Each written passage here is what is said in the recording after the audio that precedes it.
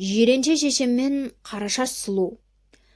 Қарагөз ханым өлген соң жиренше қатын алмай көп жүріпті. Ойлаған сынына дәл қыз кездеспейді. Кез келген қызды ұнатпайды. Сөйтіп жүргенде бір жігіт кездесіп жолдас болыпты. Өзі көп үндемейтін адам екен. Бір мезгілде жиренше жігітке қарап, жол қысқартайық дейді. Жігіт жауап қайырмайды. Тағы бір кезде жиренше жігітке ағаш қазан қайнатайық дейді. Жігіт жауап қайырмайды. Тағы да біраздан соң бір көшіп кеткен елдің жұртын көргенде жиренше мынау бір бейбастық үйдің жұрты екен дейді. Жігіт оған да жауап бермейді. Сонымен екеуі бір елге жақындағанда жаңбыр құйып кетеді. Ауыл сыртында тезек теріп жүрген бір топ қыз жаңбыр жауып кеткен соң қаптарын арқалап ауылға қарай жүгіре жөнеледі. Тек бір қыз сырт киімін шешіп қапқа жауып отырып қалады. Мына қызда бір сыр болар деп жиренше отырып қалған қызға келеді. Қыз асқан сұлу екен, жиреншеге қыздың көркі ұнайды. Енді ақыл қандай екен деп сынау үшін, сен көп қыздан неге бөлініп жалғыз отырып қалдың, дейді жиренше. Мен басқа қыздарға еріп ақымақ болайын ба, дейді қыз. Олар қалай ақымақ болады, дейді жиренше. Олардың ақымақтығы мынада. Келе жатқан алды бар, арты жоқ шағын бұлт.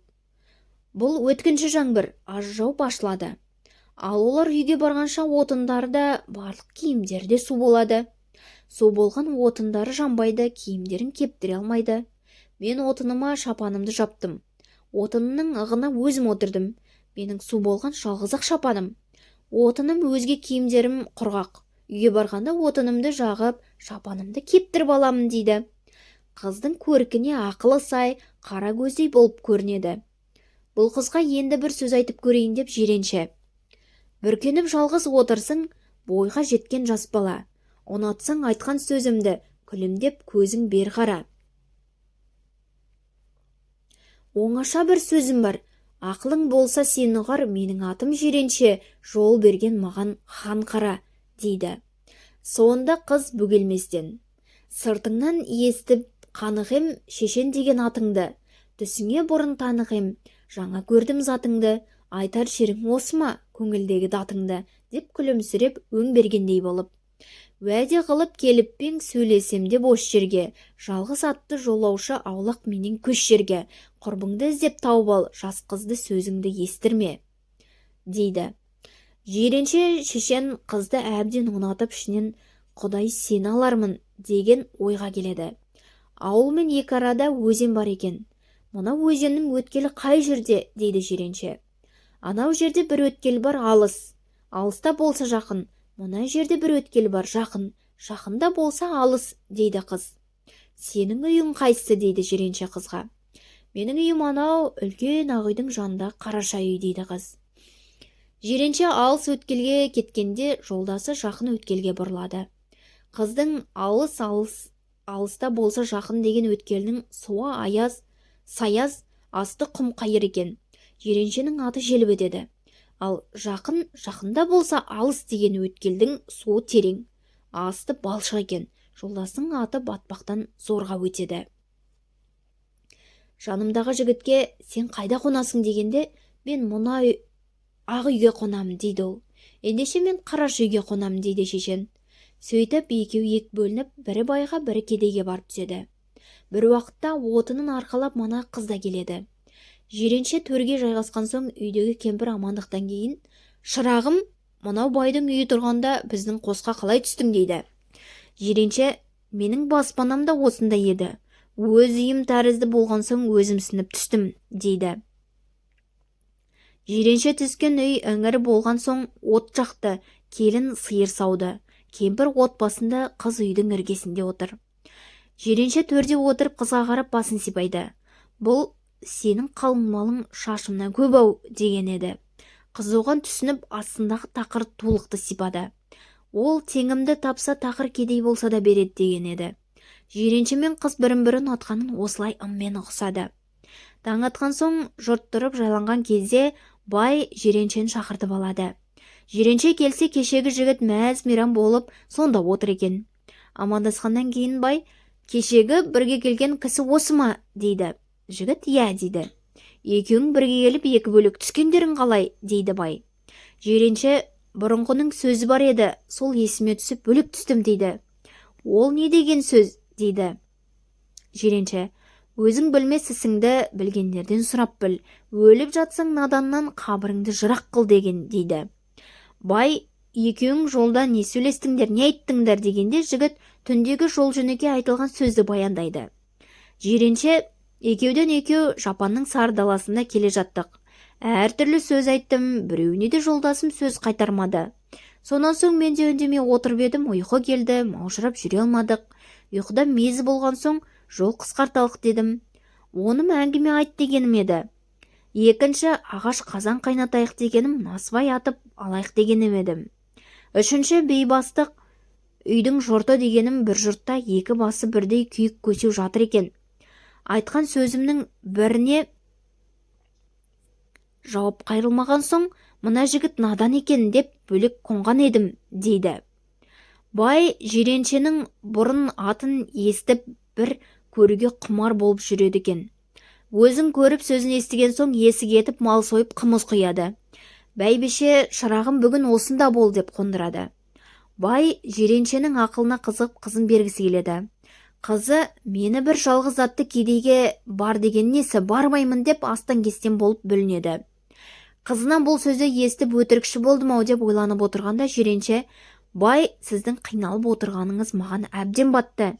Көнбеген балаңызды қояйық, мына көршіңіздің қызының қалың малын төлеп алып берсеңіз болады, дейді. Бай көрші жігітті шақырып алып сұраған малын беріп Қарашашты Жиреншеге қосады. Қарашаш сұлу Жиренше үйде жоқта ауырып қаза болыпты. Әз-Жәнібек хан, Жиреншеге біз естірте алмаспыз, өзіне өзі естіртсін, ешқайсың сездіріп қоймаңдар деп уәзірлермен сөз байлап қояды.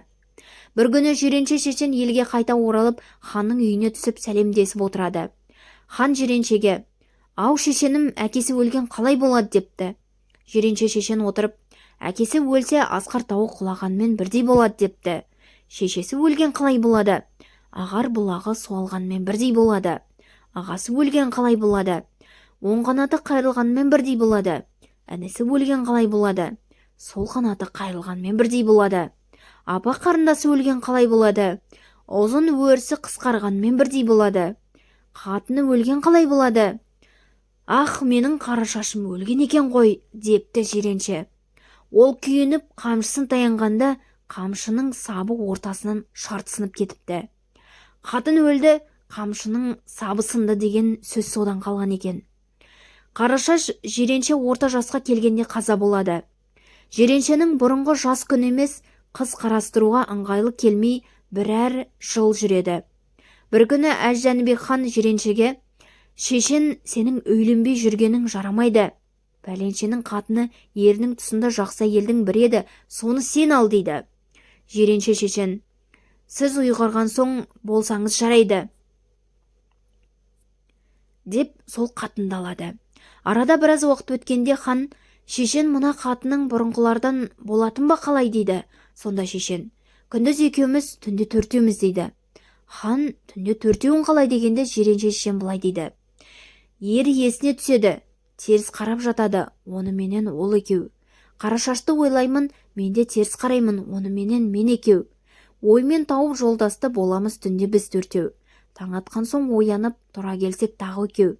Қыздай алмай қатын болмас, есік көрген мақұл болмас. Қанша жақсы көрем десең де бұрынғыдан жақын болмас.